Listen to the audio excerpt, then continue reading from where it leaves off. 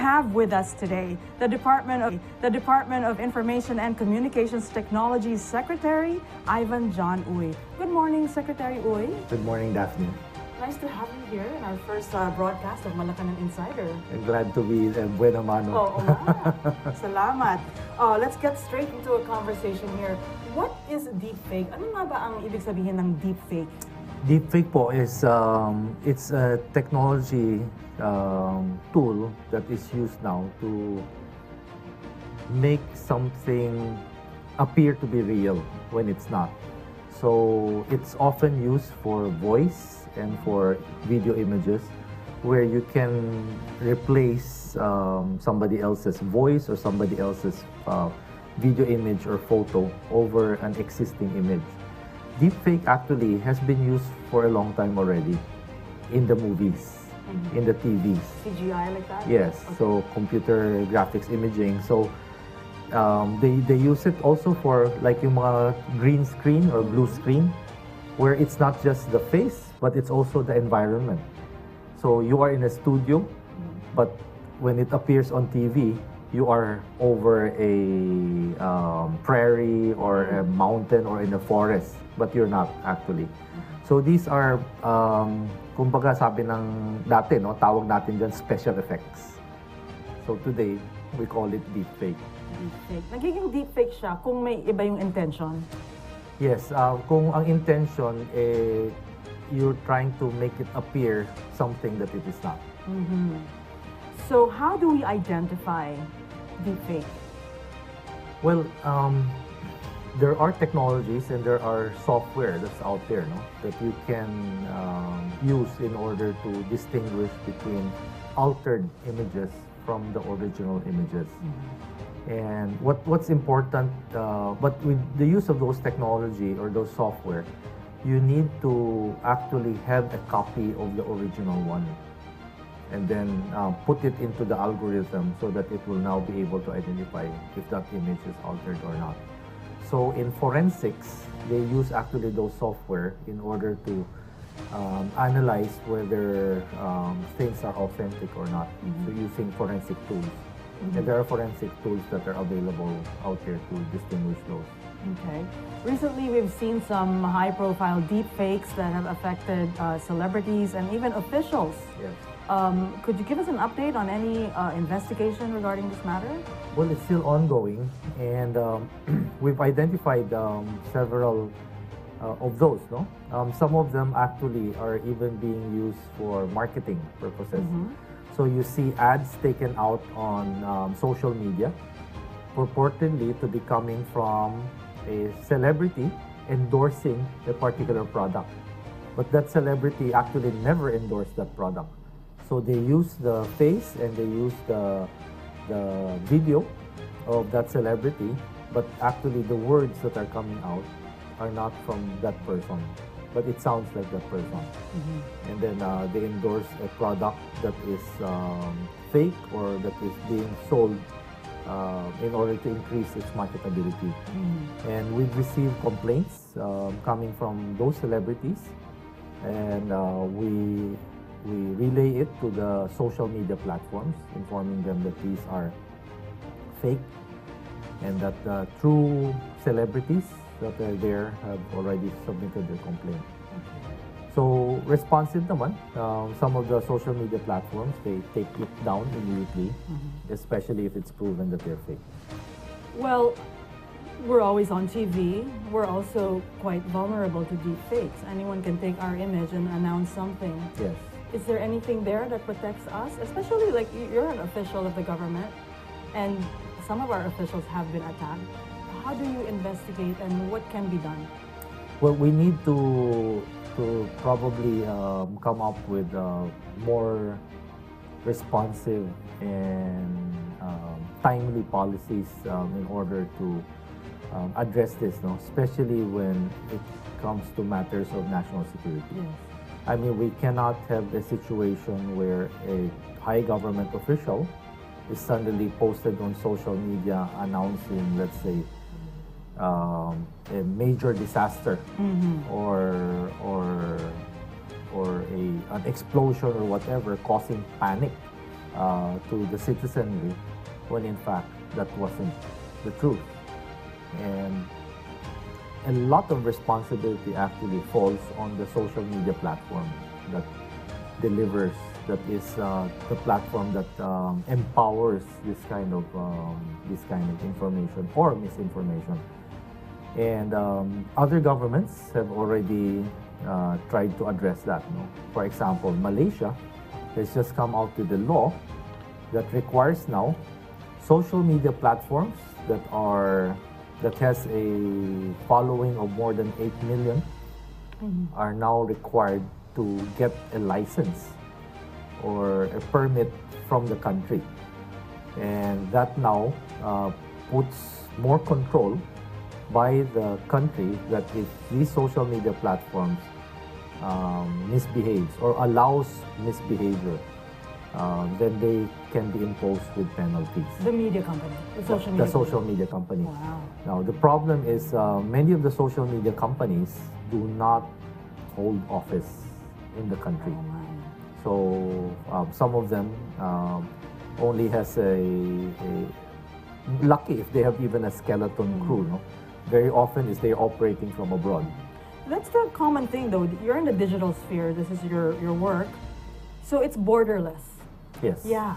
So sometimes, like, what if the deep fake that affects our officials and our citizens actually comes from a foreign country? Are there already laws that cross boundaries and territories?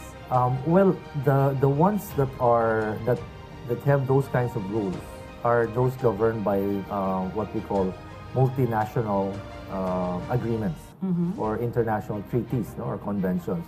Like, for instance, child pornography. So there is an international agreement on child pornography that cuts across all the different jurisdictions. And this kind of approach is very effective because it actually addresses the issue of jurisdiction and addresses the issue of criminal organizations hiding outside the territorial or criminal jurisdiction of a particular country. Today, with respect to deepfakes, misinformation, there's none yet. And there are efforts on the part of different countries to find ways and means in order to address this more effectively. Interestingly, we already have a law, RA 11930, which is the Anti-OSAIC and CSIM Act. It's the production and ownership of, like you said, child pornography, but we call it online sexual abuse and exploitation of children. And they cover deepfake and AI, but only for minors, and minors are defined 18 and below. Right. So what happens if somebody gets deepfaked for whatever reason and you're over 18? Walang protection ang mga tao. For now, the only protection would probably be defamation, Cyber libel. cyber libel, defamation. You see, criminal law by its nature is designed to be interpreted very strictly against the state in favor of the accused. And so you cannot overexpand its definition or its coverage outside of what the law clearly states. And therefore, if it is only covering a certain age group, then that's really where it stays. The courts cannot expand its coverage outside of the limits of the law. So do you think we need a new law? I think so. We need a new law. Actually, I think we need to have a more comprehensive law rather than bits and pieces of legislation that addresses small items or specific items.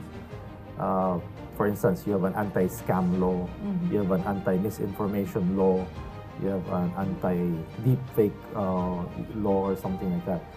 Like, for instance, in other countries, they have, example, Singapore, they have online harm law. So that covers anything. If your conduct online causes harm, whether it's phishing, scamming, deepfake, misinformation, whatever, then Covered it's na covered lahat. under that law.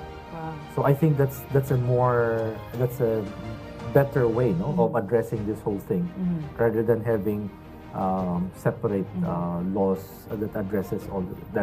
We have actually a lot of laws, and it's very difficult to keep track and to enforce all of them. So I think a more comprehensive approach would be appropriate. Especially since technology moves so fast. Yes. Pag sinabi natin anti-deepfake, next year iba na yung tawag nila doon. Yeah. Hindi na deepfake, Oo. something else. Right. Diba? Then you have to come up with another law, especially since these are criminal laws. Criminal laws kasi are interpreted very narrowly. No? So but you specify that it's online harm, then I think that provides more leeway. At the same time, I think there should be a law already to impose penalties on platforms that enable these. Where are we at with that? Platforms meaning mga Facebook, Yes. Twitter, Yes. X, Social media. Social media. Okay. Because they're enablers. Oh nga. They're enablers on this. If you would see example, no, AMLA, anti-money laundering. The banks are enablers or financial institutions, and there are penalties that are imposed on them, even if they're not the criminals themselves, but because they are able to facilitate that criminal activity, there are penalties that are imposed on them. Okay. I think it should be in the same concept, that if you are an enabler of a criminal act, then there should be, so that the burden of, because they are in full control of their platform. And countries, governments do not have control over that platform. So if there's something that goes on there, I think they should have more responsibility over that. That's right. I think we still have a long way to go to go beyond the promises of and the relationship that we have with our social media platforms that are functioning. Yes, but this concern is now being addressed in many discussions, no, with our regional organizations like ASEAN, EU, and even in the United Nations. That's interesting. So more on a regional basis rather than country to country. Yes, I think it has to, because it's cross-jurisdictional, it's boundaryless. Okay. Well, habang tumatagal, mas nagiging makatotohanan or hyper-realistic na ang ginagawa ng artificial intelligence or AI. So what are the initiatives of the Department of Information and Communications Technology in combating deepfake? We will be right back.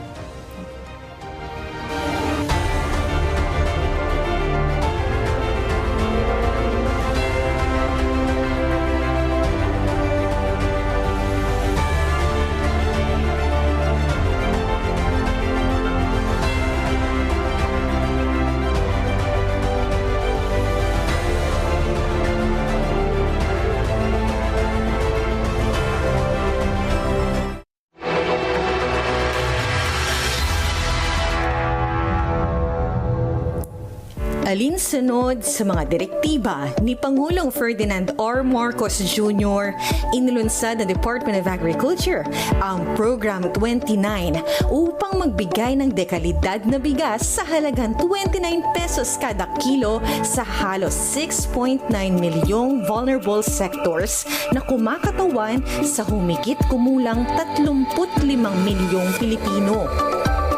Ang malawakang trial program na ito ay naglalayo makalikom ng komprehensibong datos tungkol sa supply, demand at logistics na makatutulong sa mas epektibong pagpapatupad ng programa.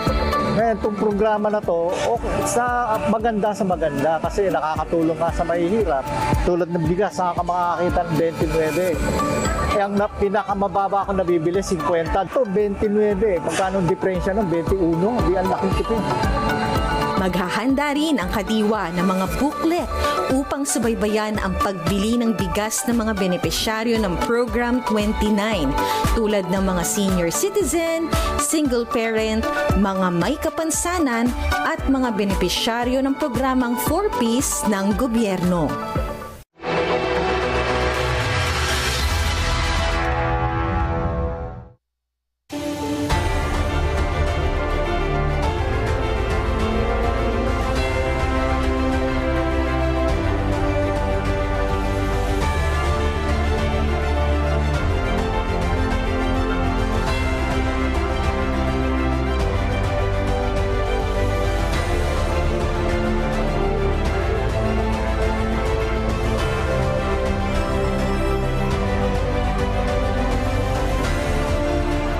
We're back. This is Malacañang Insider, and with us is the Secretary Ivan Uy of the Department of Information and Communications Technology. Okay, Secretary Uy, marami na yatang mga scams sa Pilipinas, and it's gotten to the level called scamdemic. Isa na ang deepfake na gumagamit ng generative AI tools. How are we facing this challenge? Are we ready for this? Well, it's a global concern actually. So the scams are pervasive all over the world, no? And in fact, in the world, what I've seen from the statistics, for instance, Singapore has the highest per capita loss in terms of scams. It's on average 5,000 Singapore dollars Loss. per person. Wow. Per person in terms of scam. And so during our ASEAN ministerial meetings, we are one, no, in raising this concern all throughout. Thailand is also has one of the highest scam incidents, number of incidents that's occurring within the ASEAN region. So, of course, this is a very lucrative criminal activity. Cybercrime has actually surpassed drugs in terms of profitability for the cyber criminals, and so they are pouring in huge amounts of resources in order to perpetuate their criminal activity on these platforms, on scamming, on phishing, on ransomware, and many others, and of course, and also using deepfakes. In many instances, deepfakes are being used commercially in order to generate sales by using celebrities' endorsement. No?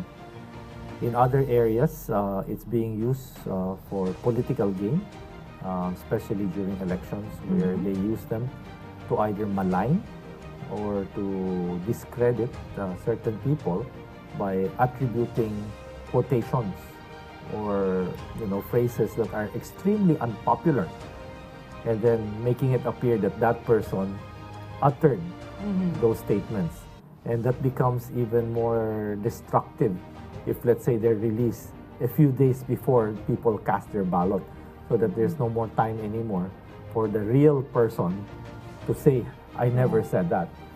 So those are the things that we're seeing. U.S. elections coming up in November, and we're seeing a proliferation of that even in the United States.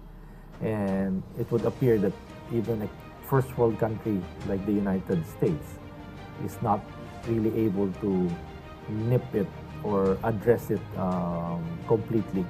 There's still things popping up here and there. Okay. You mentioned the elections in the U.S. and we're also starting a campaign season here. Yes. Na-expect nyo ba na magkakaroon din ng mga use of deepfakes and AI sa mga malicious campaigns? I have no doubt. It will be utilized. So, paano na? Elections sometimes can be extremely dirty, no? Yeah. And there are candidates who will resort to nothing less than full domination, no, of their quest to be elected. And so they will definitely launch that. That's why, but they can only launch it on social media platforms. I mean, that's the platform that gains traction.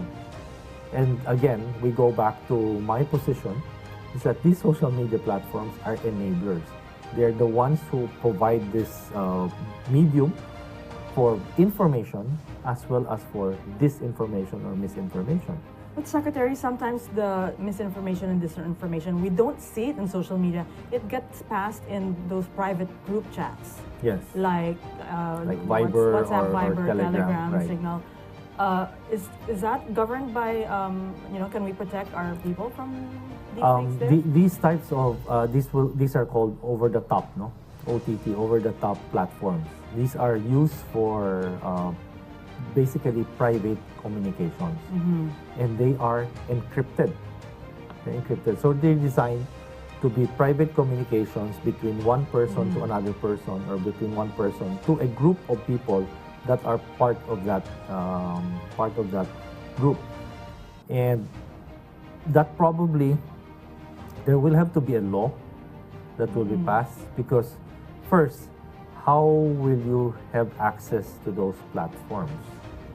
You will have to, quote unquote, wiretap them, because these are private communications.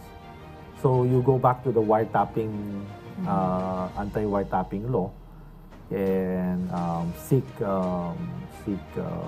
court orders, no, in order to be able to do that. Now, once you're there, they can claim that this is a private conversation. This is not a broadcasting to the general public.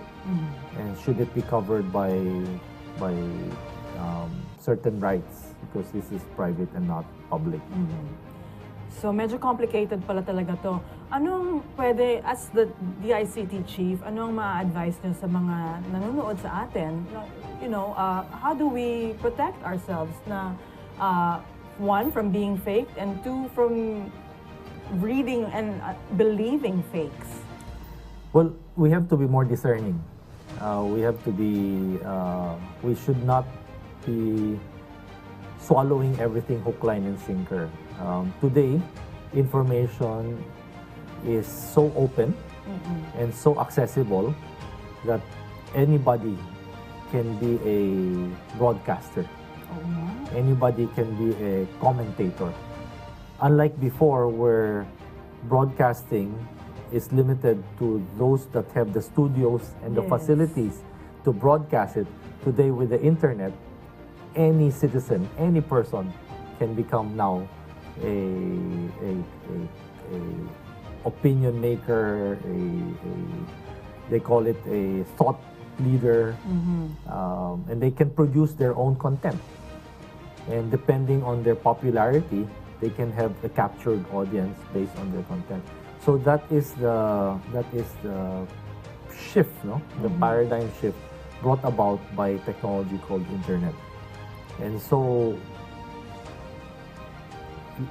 governments, legislators, countries are still trying to figure out how to manage and how to navigate this. Sabi nila, WWW is not World Wide Web. It's Wild Wild West. Okay. It's something that is unregulated and something that is open and free, which was really the very design of what the internet was supposed to be. Open and free. But then now you're seeing that this openness and this freedom has led to a lot of good things, but it's also being exploited by nefarious actors that has evil intentions. Secretary, are there any warning bells or signals na pag kunyari naka-receive ka ng and it's like, oh, nanalo ako, or, parang if it's too good to be true, malamang hindi siya totoo. Yes. Can you give some tips to our viewers kung ano ang mga red flags na parang hindi fake yan? Itong ginagawa namin, no? We're still working on the software and the platform, but what we're trying to do now is, let's say, nag-launch tayo ng eGov Super App, di ba? So with that eGov Super App ngayon, gusto namin lagyan ng, kasi meron tayong e-report system where you can report things.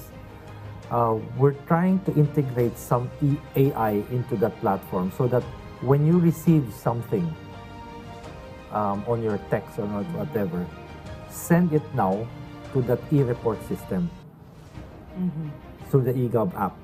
And then ibabangga namin yan to our database to find out if this is legit or this is a phishing or a scam.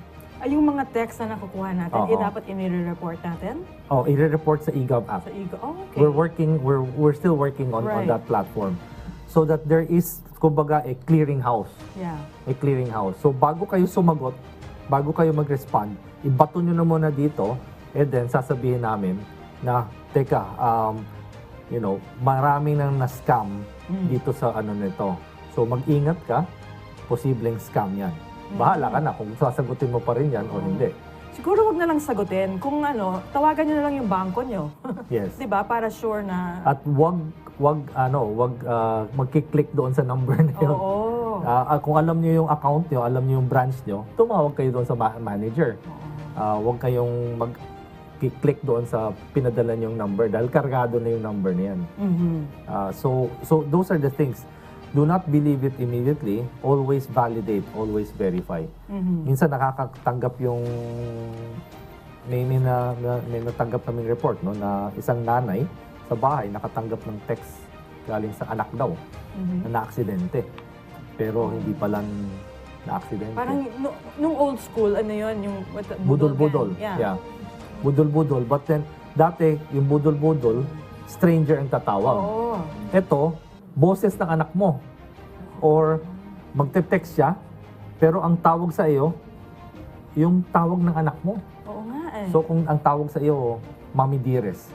Mami Dearest rin. Mami Dearest, nandito ako sa at alam kung anong school ka. So sasabihin niya, nandito ako sa school. Ninakaw yung cellphone ko, nakikigamit ako sa kaibigan ko. Kailangan ko ng pera, pamasahe, or may na-aksidente, magpadala ka ng pera. Paki-text na lang dito, paki-Gcash or whatever dito sa number nito. So, when you receive something like that, make sure you call immediately your child to verify kung siya ngayon. Kasi sabi nila, wala yung cellphone. Pag tinawag mo, sasagot yung anak mo. Mami, bakit? So, always verify. Kumbaga, always be suspicious. I think that's the better term now, no? Better attitude. Right. Be more suspicious. Sabi din nila, create a family secret password. Oo. Diba? Na kayo lang talaga. Huwag niyo susulat. Right. Dapat lang. Right. So, You do what you can just to protect yourself. And be suspicious and cautious all the time. Right. Oo So nga. you have a password that you use in order to validate whether it's really coming from you or not. Okay, right. So, are there any other tools that your agency is asking for or critically needs in order to stay ahead and combat cybercrimes and deepfakes and AI? Well, we've been requesting for a special fund, whether it's whatever you want to call it, but. The criminal organizations are using every means possible in order to scam or to attack whether we are the citizens or even government infrastructure. And in many instances, we need to be very agile in the way we respond. And current rules on, let's say, procurement or on providing safe havens for, let's say, informers. Without those special funds, we will not be able to respond quickly enough to these. And the cyber criminals move extremely fast. Right. They're very, very fast. So we are stymied by many of the rules that are inherent in standard utilization of government funds. So there are special mechanisms that are available to law enforcement and to security agencies that will allow them better flexibility. And we feel that the DICT is also a security agency because we deal with cyber security. And so we need to have that kind of agility because we need to be more agile than the cyber criminals. Otherwise, we cannot fight a battle where our hands are always tied and theirs are not. Because it's a no-win situation. We have to stay ahead. Yes, we do, and we need that kind of support from our legislators in order to be able to effectively address this growing threat and growing concern on criminals, on cyber attacks that's happening all over the world. Right. Well, thank you so much, Secretary Uy, for giving us a rundown on what are the issues that you are facing and how difficult it is, but it's not impossible. Yes. Yeah, with technology and investment in new technology. And resources. Resources. Right. So long as we are given the proper resources, we have people who are willing to do that. Sadly, because even salary, we've already had like 7 resignations in our cybersecurity group because they're pirated by the private sector who pays them double or triple what government pays them. So how can we now be effective in securing if we cannot afford to keep our people because we're not paying them enough? Oh dear. Yeah. We hear you. Yes. Thank you so much, Secretary Uy. Mahalaga ang pagiging mapanuri sa mga impormasyong nakikita at naririnig natin online. Through proper education and technology, we can protect ourselves against misinformation. We bring you in-depth views of the latest issues and regular palace updates. I'm Daphne Oseña-Paez, and this was Malacañang Insider. Have a good day. See you on Wednesday.